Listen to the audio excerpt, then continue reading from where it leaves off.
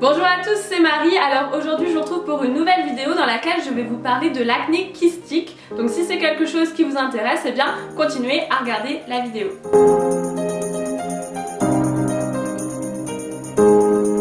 Alors l'acné est généralement classé en deux groupes, l'acné inflammatoire et l'acné non inflammatoire. Et l'acné kystique fait partie du premier groupe, c'est-à-dire que c'est un type d'acné inflammatoire. Donc pour comprendre comment bien traiter l'acné kystique, il faut comprendre ce qu'est une inflammation.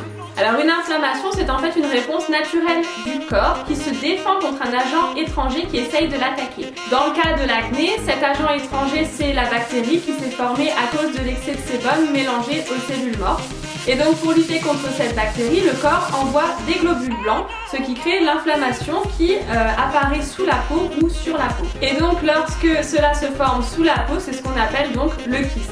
Le premier problème des kystes, c'est qu'ils sont douloureux et très inconfortables. Le deuxième problème, c'est qu'ils se forment sous la peau et donc que toutes les solutions topiques, tous les traitements topiques ne fonctionnent pas et n'éradiquent pas le kyste. Et enfin, le troisième problème, c'est que lorsqu'on a un kyste, on a souvent envie de le percer, de l'éclater, et le problème, c'est que lorsqu'on fait ça, les bactéries se répandent sur la peau et donc créent de nouveaux kystes. Et c'est pour toutes ces raisons que l'acné kystique est très difficile à traiter. On a en fait besoin d'un produit qui va vraiment aller à la source de l'acné et qui va s'occuper de la cause interne de l'acné et pas seulement d'éradiquer les kystes à la surface.